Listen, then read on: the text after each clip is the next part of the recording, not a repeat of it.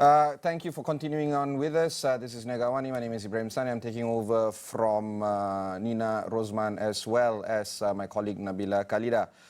There's a lot of conversations in terms of how to move the item towards getting better assurances business into the forefront of corporate Malaysia. And because of this, according to the EY 2022 Work Reimagined survey, employees around the world, including in Malaysia, now hold more sway in the job market. More than 1/3 or 36% of Malaysian respondents are saying that they are likely to quit in the next 12 months, driven mostly by a desire for higher total pay, better career opportunities and flexibility amid rising inflation, a shrinking labour market and an increase in job offering flexible working.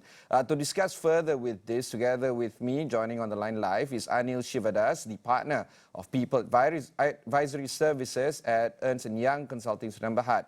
Anil, let's talk a little bit more about the report. As it stated, that 36% of Malaysian respondents are saying that they're likely to quit over the next 12 months. My first question is this: is it any different from before? Are you seeing any delta in terms of the respondents' reactions towards quitting the next 12 months? Yeah, Ibrahim, thank you. Good morning. Well, just a little bit about the report. But we actually did the report also last year, right? And essentially, the EY Work Reimagined survey gathered the views of more than 1,500 business leaders and over 17,000 employees across 22 countries, right? And that includes 50 employers and also 250 employees in Malaysia, yeah? So I think to your question about, in comparison to last year's figures, when we did the survey last year, only 11% of the employee participants indicated that they will likely quit their job in the next 12 months. So that's an increase by more than 3 times. Yeah, and I think that reflects the situation that we're in, called the Great Resignation, right? And a lot of employers today, they are facing that situation. And like you mentioned earlier, top reasons why employees will likely leave their jobs are basically for better pay, enhanced work flexibility in working arrangements. They're also leaving organizations because of a lack of career progression and personal growth. And these are basically the top reasons why, employees are actually looking out. What significant employee change are you seeing working in the landscape right now, past the pandemic or post-pandemic? And what would be some of the reasons the survey has revealed in terms of the employees changing this kind of worldview? Yeah, I think, like what you rightfully mentioned, there is a shift in balance of power, right, between the employers and the employees, right? So hence, employers need to start taking steps to rebalance that power to better address talent retention and also attraction issues. Yeah, there is an increased focus by employees on better compensation, personal growth, career progression, well-being. Right, it's a very critical area for employees, as well as flexible work arrangements. Now, today, majority of employers offer flexible and or hybrid work arrangements, and they have basically leveled the playing field in the market, right? So hence, employers are really forced to think about other ways, right? How are they going to attract and also retain their talent, right? So one point to note is that there is a different perception regarding improvement of culture and also productivity between the employees and employees. Employees appear to be more upbeat and more positive compared to employers with regards to culture and also productivity improvement. But one thing that both employers and employees agree on is really about instituting better hybrid work arrangements at the workplace. So that's what both of the employers and employees agree upon. The item that I want to explore is this. In this situation regarding the power balance, so how do you think employers can play their roles to counter these kind of issues right now? First of all, listen to your employees. Right? So employers need to spend time to listen to their employees to really understand what is important to them. And this should be done on a continuous basis and not just a once-off, right? Secondly, revisit employee compensation and rewards. Employers may view this as a short-term solution to address talent retention issues, but this is an important aspect for employees to consider when they want to stay within their current organization. And of course, as we know, the cost of recruiting new talent into an organization could be significantly higher as well. Thirdly, revisit their career model and also upskilling programs because, as what we heard, personal growth and also career progression are a priority for employees, right? Fourthly, pay close attention to employee well-being, right? And enhance flexible work arrangements to create a more conducive work environment. And this will allow for better work-life balance or what we call work-life integration today, right?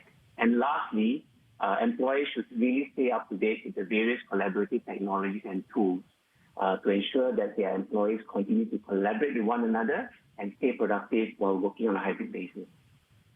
Anil, two conversations that I've had on my show, Notepad. One of them is with Datuk Shahul Daud, or the CEO of HRD Corp. The other one was literally yesterday with a young entrepreneur. Both of them saying at different times of the conversation that young people are more interested in jobs rather than careers. The nuance here is that they'd rather go with high-paying, quick action kind of salary-making remuneration rather than building something long-lasting, 10 years, 15 years, 20 years kind of career. Do you feel that this is consistent with the research and report that you guys are making right now? I think the research is quite consistent, right? I guess the reason for that, in my personal opinion, is that as they are starting off in their career, right, they want to start off strong, but maybe they may still not have a longer-term view in terms of what they want to achieve, right, as part of their career. So hence, maybe the view for them as a younger generation is more in terms of the shorter term to the medium term in terms of what they can achieve and what they can get out of the career. Also, because of this, the way to manage Gen Z employees is extremely different from managing previous workers of different generations. When we talk about rewarding employees, when we talk about giving them the necessary tools to survive, it's not necessarily the kind of reward that we would define it coming in from a non-Gen Z generation. This include recognition, validation, ability for them to work flexibly. Do you agree with this kind of notion that, yes, of course, we need to reward all our employees accordingly, but the kind of rewards is extremely different from generation to generation, more so for Gen Z, where we know that they are highly energetic, but at the same time has a very fleeting view of their relationship with their employers, pardon me. Yeah, let's just put it this way, right? In terms of compensation and reward, that's really putting in the hygiene or the foundation, having the right foundation in place, right? We all know that the younger generation today, the focus is quite different, right? I mean, we've got people, young people within our teams who, even quit, without having a steady job, and they also quit because they want to join entrepreneurial organizations who's really in a fast-moving, fast-paced kind of industry, right? Within the technology or digital sector, right? So the way they're viewing their careers, like I mentioned, could be a bit more shorter term, longer to the medium term, right? But one thing remains constant, right?